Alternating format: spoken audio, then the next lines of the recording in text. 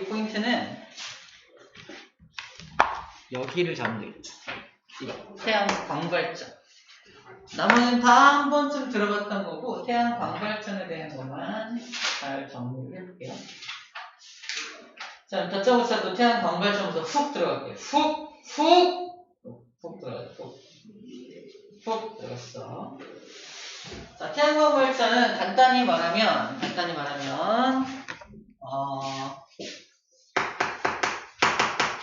태양광 발전의 원리를 말을 한다고 하면은 나오나? 안 나왔거든요. 써나? 태양광 발전에 여기 약간 빈 공간 있는데 거기다가 이제 광전 효과, 아인슈타인 아까 말을 했던 것은 광전 효과. 이 광전 효과로 아인슈타인은 노벨상도 받았죠. 노벨상을 이걸로 받았어요. 아인슈타인이 제일 유명한 건 상대성 이론이지만 상대성 이론으로는 노벨상을 못 받았고 바로 이 광전 효과로 노벨상을 받고 이 광전 효과를 이용해서 전기를 만드는 방법을 고안해낸 겁니다. 이것은 이제 터빈을 돌려서 전기를 만드는 방식하고는 완전 다른 방식으로 만드는 거라서 그리고 태양이 존재하는 한 무한하게 계속 전기를 만들 수 있다는 장점도 있습니다. 즉 언젠간 고갈될 에너지가 아니라는 거예요. 누구보다는 화석연료보다는 더 오랫동안 사용할 수 있는 에너지라는 거지. 화석연료는 언젠간 다 끝나죠. 우리 책에 나와 있는 바로는 2085년도에 화석연료는 결국 고갈된다고 말을 하고 있습니다. 85년. 얼마 안 남았죠? 한 60년 남았나요? 63년 남았나요? 63년 얼마 안 남았죠? 고갈되면 그 다음부터는 뭐 갖다가 쓸 거냐는 거지. 자동차도 못 굴러가요. 그죠? 자동차. 쌤만 해도 자동차를 움직이려면 경유라는 화석 연료를 넣어야 되거든요. 근데 이 2085년 이후는 쌤이 자동차를 운전할 수가 없는 거죠. 다른 걸 해야 되는 거죠. 그럼 그걸 위해서 다른 대체 에너지를 빨리 개발하고 찾아야 되는데 다행히 아인슈타인님께서 이런 방법도 있어! 하고 알려주신 거죠. 그래서 이 방식이 바로 이 방식인데 어떤 방식이냐 자세히 잠깐 보면 어떤 방식이냐 간단하게 말하면 여기 태양 전지라고 하는 전지판이 있어요. 전지판. 태양 전지판은 사실 반도체판입니다. 반도체판. 근데 반도체라는 거 반만 도체이기 때문에 약간 금속의 성질을 약간 띄고 있는 판이에요. 금속의 성질. 실제 광전 효과라는 녀석은 이런 거야. 어떤 금속판에다가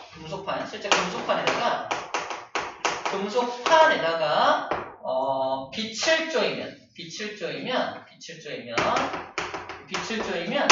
이 금속이라는 건 전자가 막 돌아다니고 있는 녀석이잖아요. 빛을 쪼이면 이 전자가 팡 튀어나와요. 튀어나온 전자들을 모아가지고 전류를 흐르게 하는 방식이라고 보면 됩니다. 간단히 말하면. 자, 금속판에다가 태양 에너지를, 빛 에너지를 빵 쏴가지고 전자를 막 튀어나오게 만들어. 튀어나온 전자가 결국 전류잖아. 튀어나온 전자를 전류로 이용하는 방식. 단순한 방식이야. 근데 광전 효과가 왜 유명하냐면, 그냥 일반 빛 같다 안 되고 굉장히 프리퀀시, 즉 에너지가 많은 빛을 쏴줘야지만 가능하거든요. 즉 빨간 빛과 파란 빛 중에 파란 빛 종류를 쏴줘야 에너지가 많은 빛을 쏴야지만 전자가 튀어나올 수가 있거든.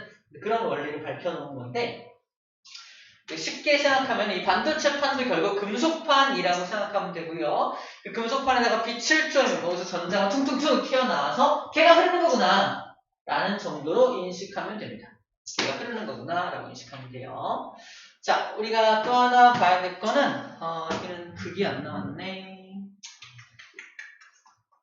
자, 이것만 알겠다. 여기 전류가 흐르는 방향 보이나요? 전류가 흐르는 방향을 보면은 어디가 플러스 극이고 마이너스 극인지 알 수 있거든. 바로 밑에가 플러스 극이고 위에가 마이너스 극입니다.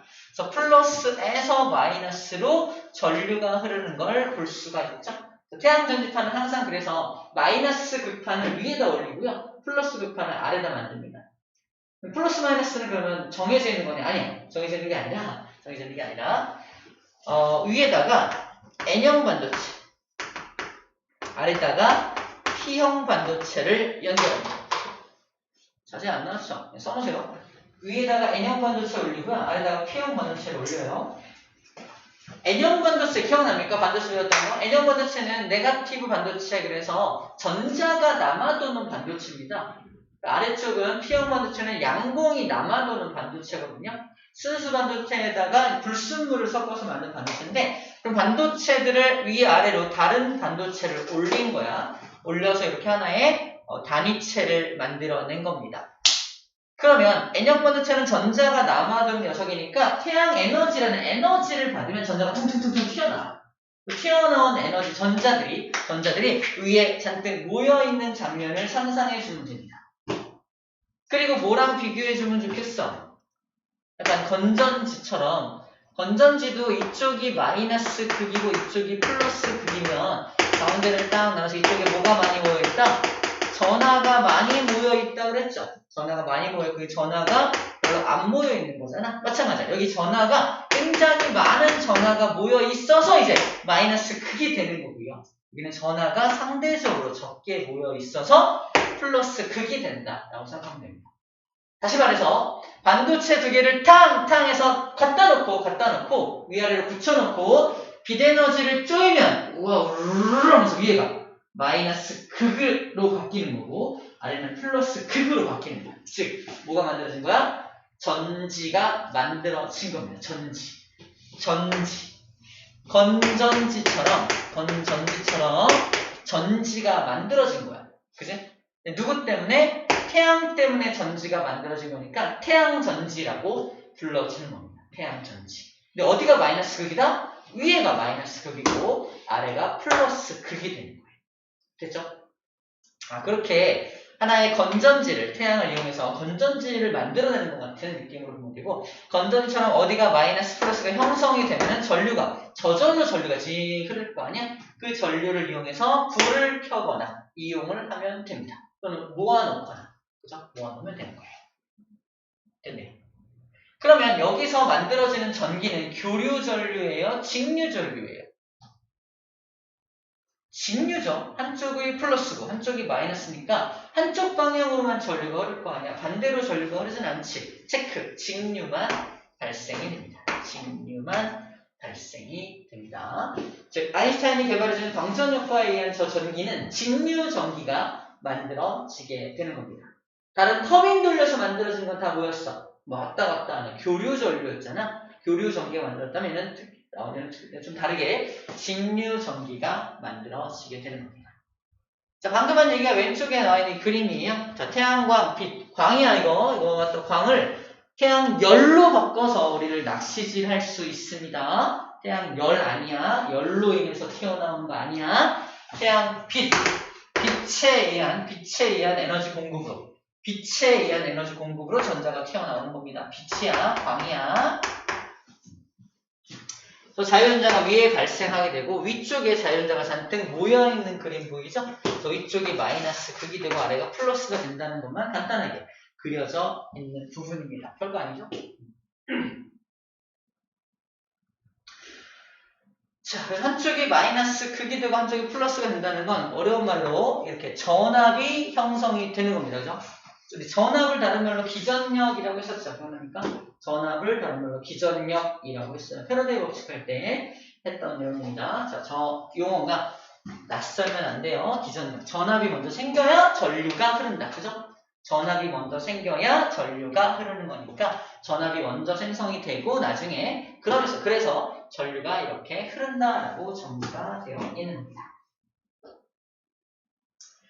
자, 이 태양광 발전은 장점이 있고 단점이 있습니다. 장점만 있어 보이지만 단점도 있어요. 일단 장점 먼저 얘기할게요. 장점. 첫 번째, 자연에서 쉽게 얻을 수 있다. 환경 문제가 거의 없다.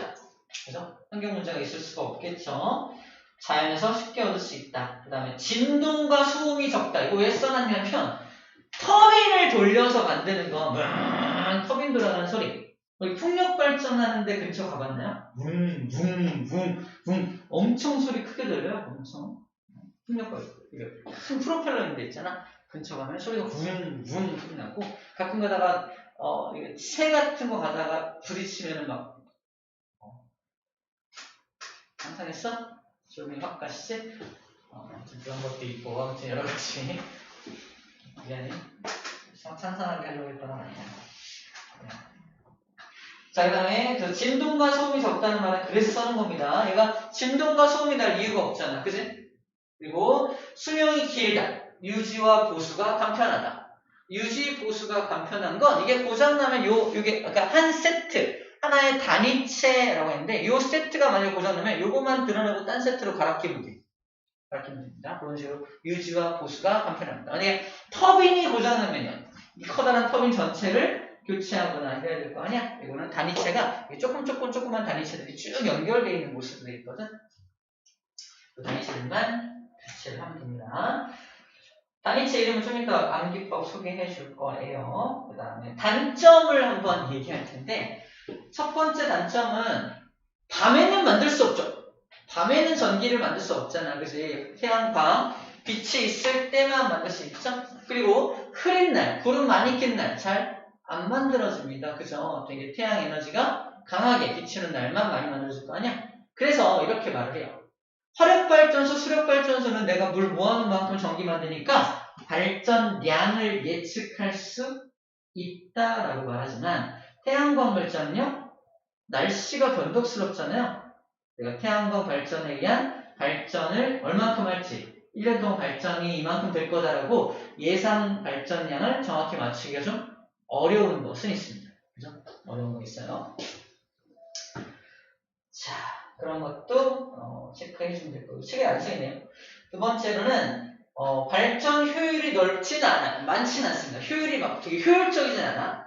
그래서 막 예를 들어서 단위 시간당 화력발전소가 만들어내는 에너지가 단위 시간당 만약에 뭐 100을 만든다 하면 한 20 정도, 15 정도밖에 못 만든다고 합니다. 그래서 집에서 쓰려면 100 정도는 있어야지 하는 데는 15밖에 못 만드니까 이 태양 전지판을 뒷다 넓게 만들어야지만 집에 공급할 정도의 충분한 에너지를 공급할 수가 있는 거예요.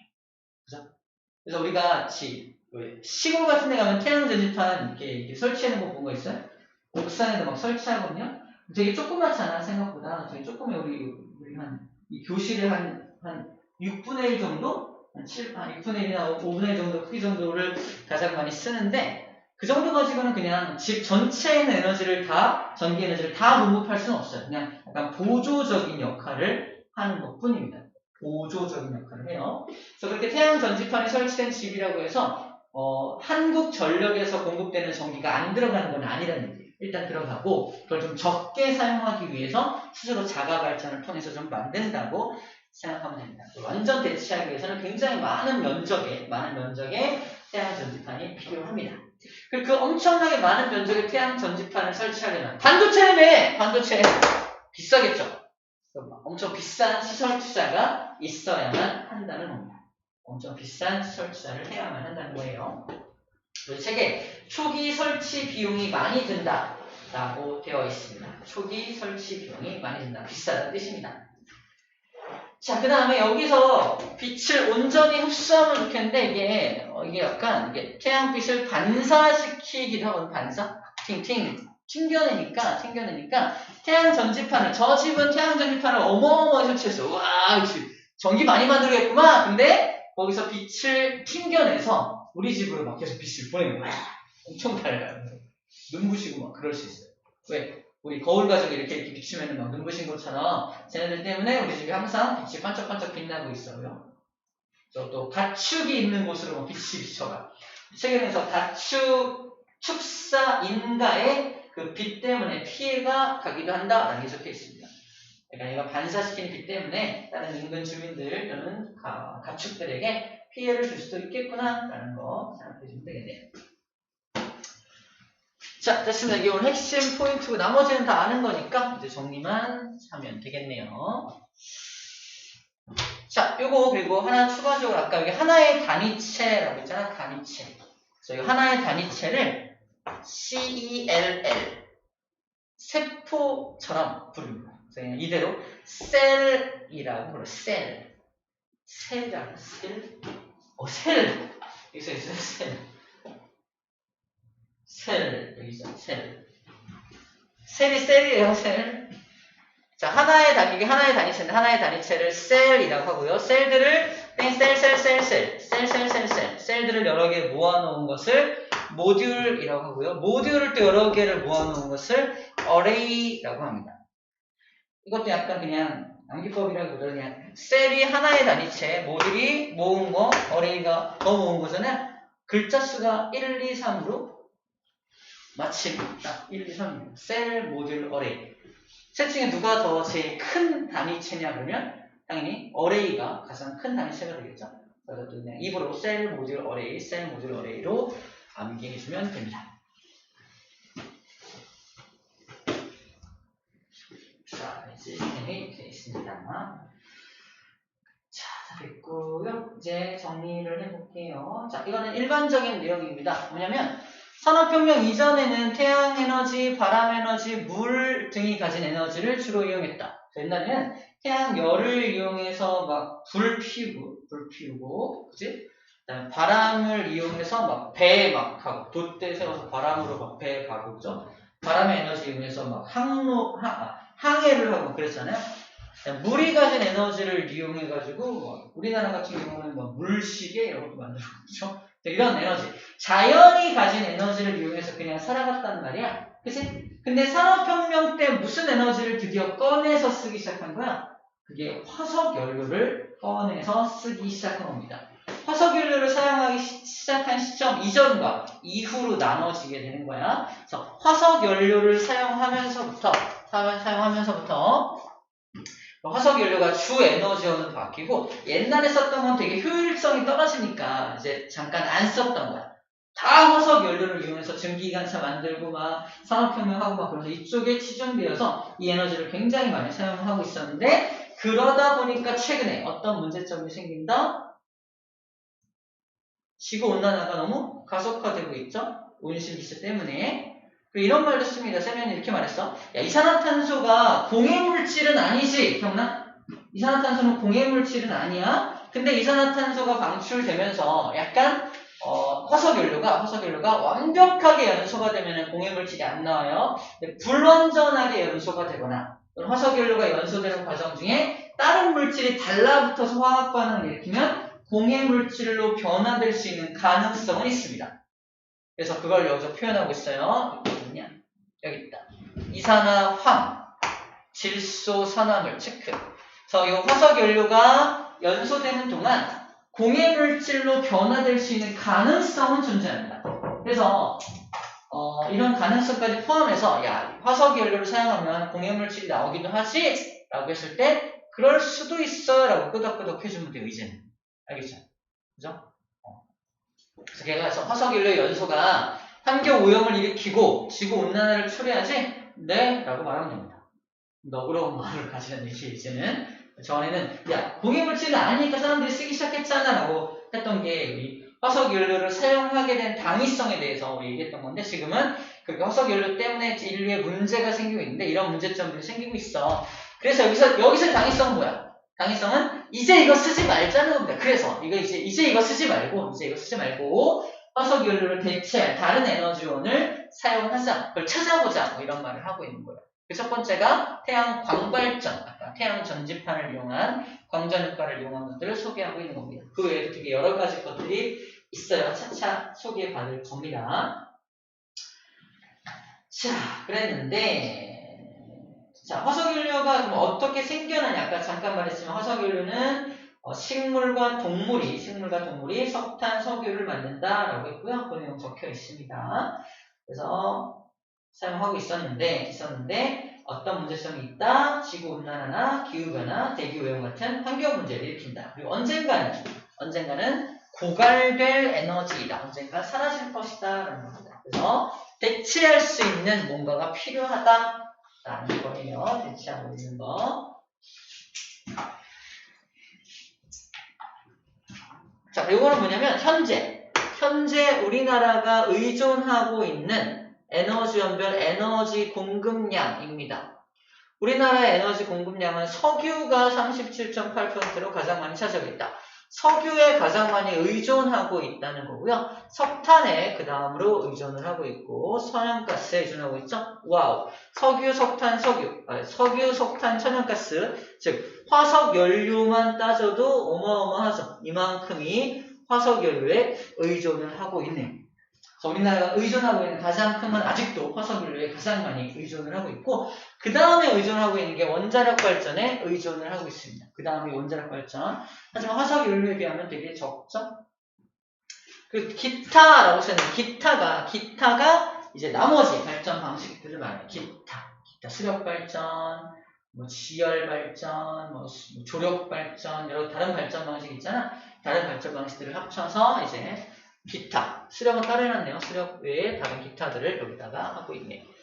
아직도 의존도가 너무 크다 이런 얘기를 하고 있습니다. 이렇게 언젠가 고갈될 거고 그리고 환경 오염 문제도 일으키는데 아직도 너무 많이 의존하고 있다는 경각심을 위해서 표를 제시하고 있는 겁니다. 정확히 몇 %다 이런 걸 기억할 필요는 없어요. 누가 제일 많고 누가 적은지 정도만 알고 있으면 됩니다.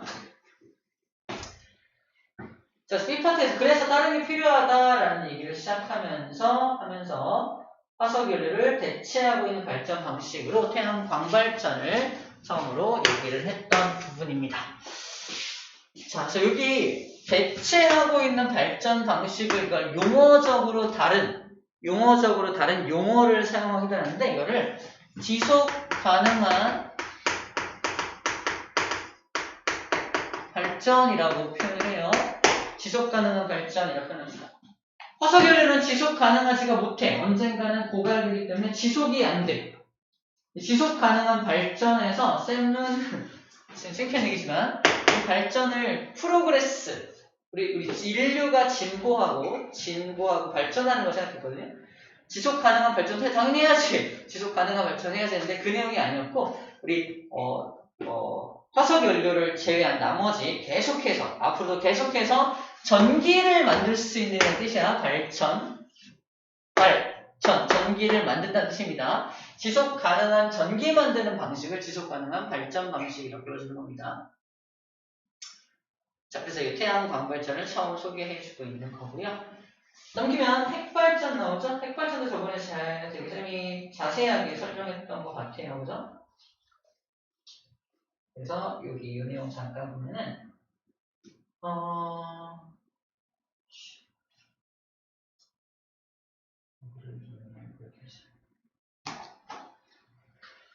자, 기억이 날 겁니다. 어떻게 했냐면 핵발전 그러면 두 가지가 있죠. 아까 말했던 핵융합발전도 있고요.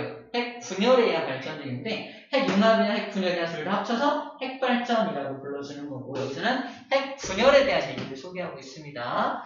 자, 우라늄들을 잔뜩 모아놓습니다. 원료는 우라늄이에요. 우라늄들을 잔뜩 모아놓은 것이 연료봉이 여기 없네요. 연료봉. 아마도 연료봉이 이 안에 들어있을 거예요. 연료봉들. 여기 연료봉이 들어있어요. 연료봉이 들어있고 원자로 안에 연료봉이 들어있고 연료봉에 이렇게 잔뜩 우라늄들을 모아놓은 거야. 우라늄은 92번인데 2, 3, 5짜리를 많이 쓴다 그랬죠. 이 우라늄들을 잔뜩 모아놓고 중성자를 이용해서 우라늄을 부실 건데 이 중성자의 속도는 빠르면 안 된다 그랬죠. 되게 느린 속도를 가진 걸 가지고 침투시켜서 꽝 분열시킨다 그랬습니다. 마치 그 바둑 두는 사람 많이 이해는 되죠. 왜 나라를 분열시키기 위해서 첩자가 투입되고 뭐 이런 개념으로 저 느린 중성자가 저 안에 퉁 껴들어가지고 양쪽으로 탕 분열시킨다 생각하면 돼요. 그래서 쌤이 기억하기로 바륨과 크립톤과 같은 이러한 물질로 이제 분열을 시킵니다. 분열을 시켜서 분열이 꽝 일어날 때 튀어나오는 중성자가 무려 3개의 중성자가 튀어나오고 이 3개의 중성자가 또 3개의 우라늄을 꽝꽝꽝 분열시킬 거 아니야? 연쇄적으로 분열시키는 것을 연쇄 반응을 일으킨다. 연쇄 반응 일으킨다 표현하고 얘가 또 분열되면 또 3개의 중성자가 튀어나와서 3개니까 총 9개죠? 9개의 또 연쇄 반응이 일어나게 되겠죠. 이런 식으로 무한히 증식하게 됩니다. 연쇄 반응이 무한히 증식하게 되는데 문제점은 뭐야? 얘가 분열 빵 터지면서 발생한 이 중성자 생활의 속도가 엄청나게 빠를 거라는 거지. 엄청나게 빠른 이 중성자는 또 다른 연쇄 반응을 일으킬 수가 없다. 그래서 저 중성자의 속도를 다시 늦추게 하기 위해서 필요한 게 뭐다? 감속제가 필요하다. 감속제는 뭘 사용한다? 물을 사용한다. 그죠? 감속제는 물을 사용한다. 이게 포인트였고요. 이게 무한히 증식돼 버리면 에너지가 어마어마하게 나오기 때문에 다 마치 폭탄처럼 어마어마한 에너지를 방출하면서 주변에 원자력 발전소 주변을 초토화시킬 거예요. 그죠? 이걸 그냥 그대로 놔둔 게 선생님이 원자폭탄이다 라고 얘기를 했고 이 중성자의 개수를 어느 정도 통제, 컨트롤해서 내가 마음대로 중성자 개수를 조절할 수 있게끔 넣어놓은 게 이거랬죠? 제어봉. 제어봉을 넣어놔서 중성자의 개수를 내가 몇 개는 흡수하고 몇 개만 연쇄 반응 일으키게 하고 연쇄 반응을 일으킬 거 몇 개, 나머지는 다 일로 흡수 이런 식으로 제어를 한다고 했죠? 이 제어를 해서 이 발전소가 잘 유지될 수 있게끔 해주는 게 제어봉입니다. 이러한 기술들이 있기 때문에 우리는 원자력 발전을 안전하게 사용하고 있는 것이다 라고 말을 하고 있는 겁니다. 자, 그렇게 해서 이렇게 나온 에너지, 결국. 좋아. 그런 여러 가지 방법으로 에너지를 만들어서 결국 뭐 하는 것이다? 수증기 만들어서 터빈 돌려서 전기 만드는 것이다. 이게 원자력 발전의 원리였죠. 자, 그런 얘기를 썼습니다. 자, 감속제로 아까 물만 얘기했는데, 여기 책에서는 흑연이라는 물질도 감속제로 소개하고 있습니다. 흑연과 물이 감속제로 이용이 된다는 말을 해주고 있어요. 흑연과 물이 둘 다 가능하다 하고 있고요. 그 다음에 또 뭐가 나오냐. 제어봉. 제어봉은 카드뮴 제어봉, 붕소 제어봉. 제어봉은 카드뮴이나 붕소와 같은 물질을 이용해서 저 중성자를 흡수하게 됩니다.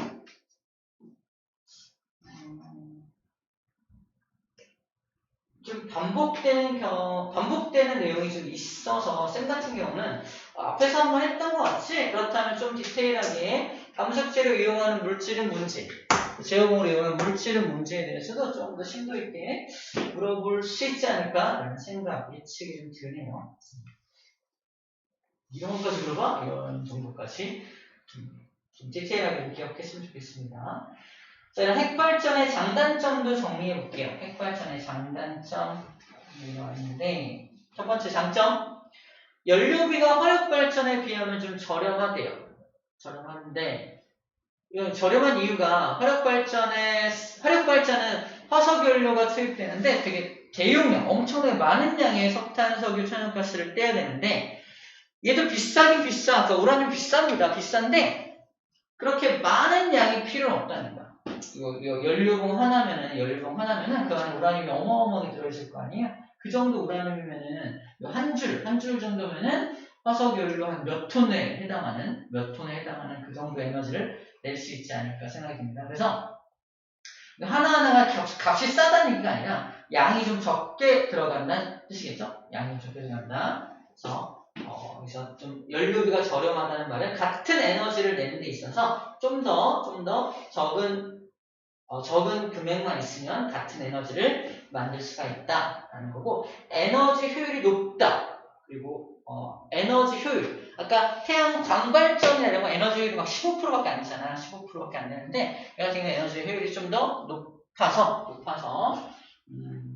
대용량으로 굉장히 많은 전기를 만드는데 유리하다라는 말을 하고 있습니다. 그리고 아까 화력발전 같은 경우는 화석 연료를 사용하기 때문에 환경 문제를 일으킬 수 있지만 이런 환경 문제를 일으킬 만한 게 보이지 않죠? 방금 요 화학 반응식 정리하면서 무슨 이산화탄소가 방출되거나 또는 뭐 공해 물질이 방출되는 거 못 봤죠? 그지? 못 봤습니다. 다만 붕소나 베릴륨, 크립톤 같은 붕괴되면서 나온 어떤 또 다른 물질, 방사성 물질들이 만들어지는 것 외에는 방사성 물질이 만들어지는 것 외에는 환경 오염 물질이 만들어지진 않는다라고 나름 포장하고 있는 거야. 방사성 어떤 물질들은 어떻게 할 건데? 땅에다 묻죠? 땅에다. 쓰는 거 봐. 묻어져. 묻고 있어. 어쨌든 방사성 원소는 저 땅 밑에 원래 있죠. 방사성 동위원소들은 땅 밑에 엄청나게 많이 있잖아. 걔네가 붕괴되면서 지열 일으키고 있는 거잖아. 그래서 나름 만들어진 방사성 물질을 다시 땅속에 묻고 있기는 해요. 이게 이제 만약에 누출돼서 우리 인간에게 영향을 끼치면 또 문제가 되겠지만 어쨌든 깊이 묻으려고 노력을 하고 있습니다. 약간 언발의 오줌누기 같은 느낌이 있는데 언젠가 터질 거예요. 자, 어쨌거나 이산화탄소 같은 환경 오염 물질을 배출하지 않는다. 화력 발전을 대체할 수 있다. 라는 말이 나와 있습니다. 이런 말 나와 있습니다. 우라늄 1g만 있으면 석유 1800리터, 석유 1800리터에 해당하는 에너지를 낼 수 있다. 1g 가지고 1800리터. 1800리터면 1리터 우유 1800개 정도의 분량. 상상이 잘 안 되네요. 아무튼 석유 1800리터에 해당하는 에너지를 낼 수 있고, 석탄으로 따지면 3톤 정도의 석탄을 뗄 때 나오는 에너지에 해당하는 에너지가 우라늄 1g 가지고도 에너지를 낼 수가 있다고 합니다. 자, 핵발전의 단점도 있는데 우라늄도 언젠간 고갈되겠죠. 우라늄도 언젠간 고갈될 없어질 거 아닙니까? 우라늄도 우리 지구에 외장된 우라늄도 언젠가는 고갈될 테니까 완전하게 좀 길긴 하겠지만 지속 가능한, 영원히 지속 가능한 발전은 아니겠죠. 두 번째, 전기를 이렇게 만드는 과정 중에 여기 냉각기 바닷물 보여요? 바닷물을 이용해서 냉각기를 돌리거든요. 그럼 바닷물이 뜨거워집니다. 뜨거워진 바닷물을 다시 바다로 돌려보내고 있거든요. 그러므로 해서 해수의 온도가 상승하는 효과를 보일 수가 있습니다. 안 좋은 거죠.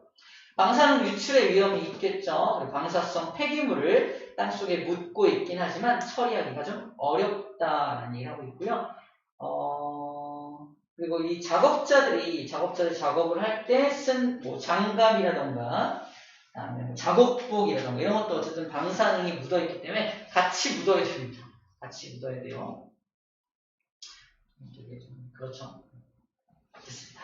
자, 이런 문제점들도 있구나라는 거고요. 마지막 풍력발전 아까 상상만 했었는데 풍력발전 바람의 힘을 이용해서 바람의 운동 에너지를 전기 에너지를 만드는 장치고 터빈 어쨌든 돌리는 거죠. 터빈이 돌아가면서 전기가 만들어지는 겁니다. 바람이 강하게 불면 전기 많이 만들어질 거고요. 날개를 길게 만들어도 그 날개를 움직이는 공기의 양이 많아져서 전력 생산량이 증가한다고 해요. 그래서 풍력발전소 보면은 굉장히 커다란 그런 프로펠러를 만들어서 돌리죠. 마찬가지로 장단점이 있는데 장점은요. 설치가 간단합니다. 그냥 갖다 세우면 되죠. 집 짓는 거가 아니잖아요. 세우면 되고요. 설치 시간도 미리 만들어서 갖다 꽂기만 하면 되니까 시간도 짧습니다. 전기 생산 단가가 저렴해요. 전기 생산할 때 뭐 화석 연료가 필요하고 우라늄 연료가 필요한 게 아니잖아. 그냥 바람 잘 부는 곳에 세워놓으면 끝나는 거잖아요. 그죠? 그래서 발전 단가가 저렴하다. 환경오염도 일으키지 않는다. 가 장점입니다. 마지막 단점. 안 좋은 점. 마찬가지로 아까 태양광 발전처럼 바람의 세기, 바람의 양이 항상 일정한 건 아니기 때문에 발전량을 예측하기가 좀 어렵다는 게 첫 번째 단점이고요. 소음이 그렇게 발생을 하고요. 새들이 충돌을 해서 이렇게 그런 게 있어요. 안 좋죠? 소음 발생, 새들이 이제 죽거나 하는 일이 발생할 수 있습니다. 설치 과정에서 산림이나 자연 경관을 훼손하기도 한다. 되게 아름다운 산 능성이 이렇게 있던 곳인데 풍력발전소 설치 장소로 선정되어서 풍력 발전기가 막 꽂혀 있어요. 능성이 타서 나중에 경관이 바뀌는 것이 옛날에 자주 찾아오던 곳인데 이제는 발전기가 돌아가는 걸 봐야 되니까 자, 그런 자연 경관을 훼손하기도 한다. 근데 주로 약간 오지 사람이 잘 가지 않는 곳, 그런 곳에 설치를 많이 하거든요. 그래서 물론 자연경관을 훼손하기도 하지만 다른 측면에서 봤을 때는 이건 또 다른 장점인데, 국토를 활용하는 면에서 국토 활용 효율을 높인다는 또 다른 의견이 있기도 합니다. 국토 활용 효율을 높인다. 국토 활용이 전혀 되고 있지 않은 저런 오지에다가 발전소를 설치해서 발전을 할 수도 있습니다. 자, 그런 말을 하기도 해요. 됐습니다. 문제 풀어볼게요. 다 했습니다. 그런 내용은 여기까지만.